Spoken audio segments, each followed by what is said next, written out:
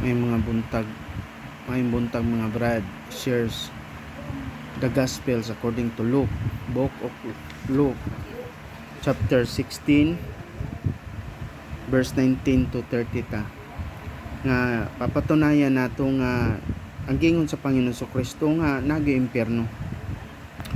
Pero atong basahon ni ang chapter 16 verse 19 from start verse 19. The rich man and Lazarus. There was once a rich man who dressed in the most expensive clothes and lived in the great luxury every day.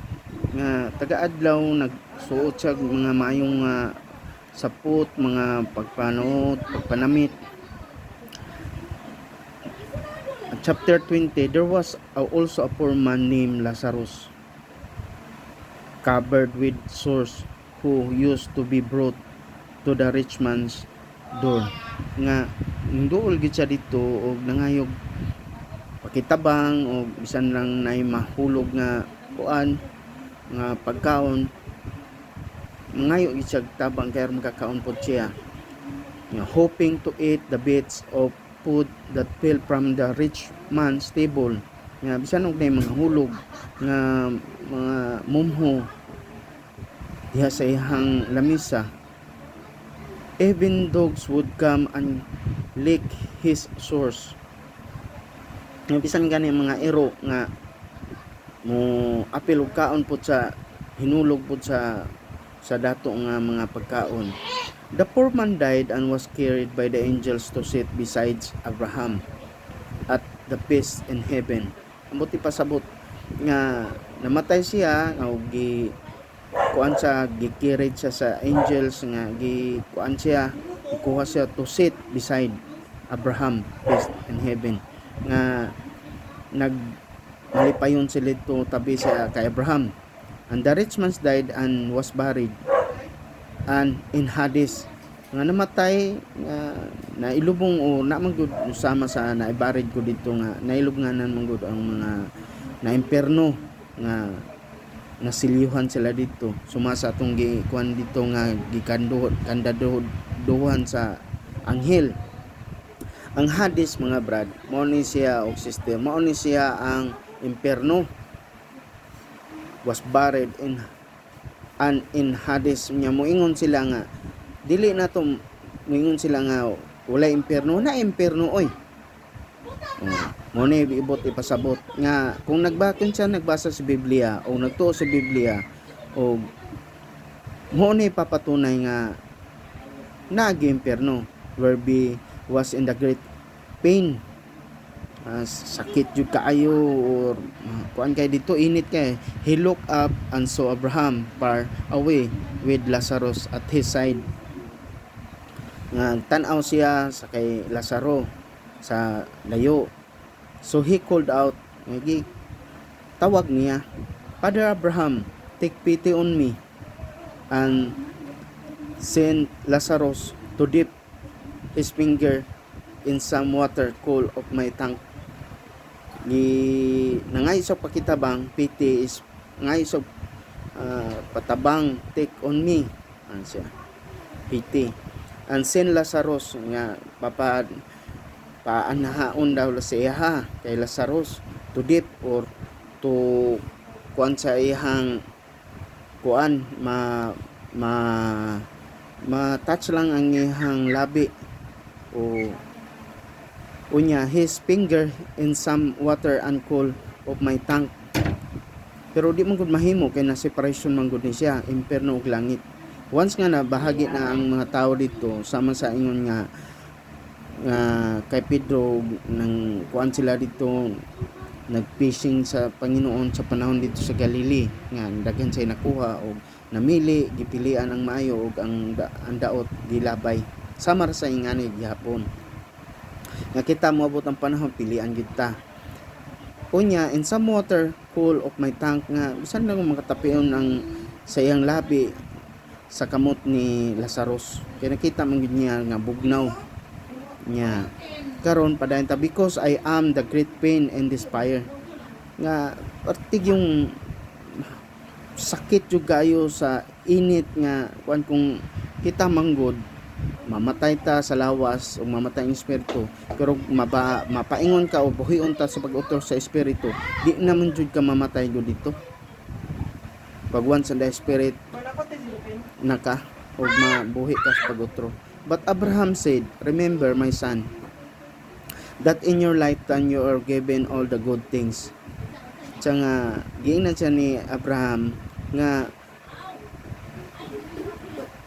igsuon sa panahon nga sa imong lifetime nga kuan nga maayo kay imong pagkahimutang o dato ka dito nga umugot siya kabalo nga mamatay maadto gyud dito nga nagpasuber nga bisan na dito si Moises nagkuan dito nagwali wa man gyud gyapon nagpatuo, while Lazarus got all the bad things. Ang si Lazaro nakuha gini ang tanang mga pagkalisod sa pagkadaot dito sa kalibutan nga pati paitag yun niya tungtungura. But now he is enjoying himself here. Na-enjoy ang niyang sarili dito sa langit na. Kay bugnaw naman yun ang langit. Wa naman yun dito. Maayo naman dito. Mo ni buti pasabot. While you are in pain. While you are in pain nga buti pasabot nga ikaw na diha ron nga sakit kayo. Diba? Init, sakit. Besides all that, there is a deep pit lying between us. Ang buti pasabot nga samantag usa nato namong tay mga partition or ang impierno na ilahi nga lugar o lahi ang langit. O ikaw nasa pit lying buti pasabot na diha sa ubos, ang kami nasa taas between us. Di man gyud mga maduol na. So that those who want to cross over from here to you cannot do so mut basabot nga dili gyud mahimo na, nor can anyone cross over to us from where you are. Kung saan ko kung asa na ni butang na siya ug na separation na gyud di na gyud mautro mo na nga kitang mamitras na panin kalibutan nga di kita magpasuber or magbinutan ta ug mo serve ta sa Panginoon Kristo. Kay bisan ako makasasala man ko di man ko perpekto, pero naningkamot pud sad ko o mabag-o og sa akong mga lihok o bisan gani sa pagsulti sa mga tao basig makasala ta sa Ginoo mahadlokon ta niya. And then the rich man said, then I beg you, Father Abraham, send Lazarus to my father house. Ningon siya nga nangay sa pakitabang nga kay Abraham, Father Abraham, send Lazaro, ipadala si Lazaro dito sa father house, dito sa ihang kuan dito sa kalibutan. Pero niingon, where you have 5 brothers,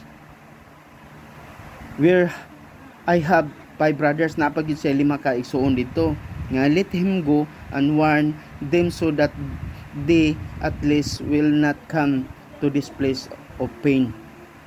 Nga papahimangnuan sila dito nga na 5 ka igsuon nga dito nga unta nga kuan kay dire place of pain kanang masakit yung gayo sa init, grabe init yung gayo. To this place of pain. Abraham said, your brothers have Moses and prophets warns them. Nga naa si Moses tong nag-warning sa ila dito nga ingani pagabuhaton mao ni atong pulong, di ba? Your brothers should listen to what they say. Ang kaigsuon dito nga mo'y musulti disi sa ila nga mo'y musulti. And the rich man answered, that is not enough, Father Abraham. Di ingon ang dato dito na sa impierno nga dili not enough nga di gyud ingon sa kana lang gyud nga kuan pagabuhaton kay ang buti pasabot nga papaning kamutan gyud nga maagni gyud sila kay aron dili sila ma-impierno kay init yung gayo no. But if someone were to rise from the dead and go to them, then they would turn from their sins. Nya naikinahanglan nga gikan gyud sa pagkamatay ug mo sangyaw nila dito kay aron mapapatinuod-an nga naagi impierno. But Abraham said, ang si Abraham niingon, if they will not listen to Moses, nga di gyud sila maminaw ka Moses and the prophets, they will not be convinced. Dili nila makonvince kung dili gyud mo to ka Moses even if someone were to rise from death, if even bisan sa ingon nga natay pagabuhion kay aron mutuo lang sila, mo na ingon nga papahimangnuan nato mga brad nga to God be the glory. O Panginoon, salamat sa mga blessing mong gihatag, himayaon. Mga brad, kamo na lang po siya mag-igo ani mga brad. Kay shares ko sa blessing of the words of Jesus Christ kay aron kita pod nga may nahinay ug may kaluwasan. Salamat mga brad.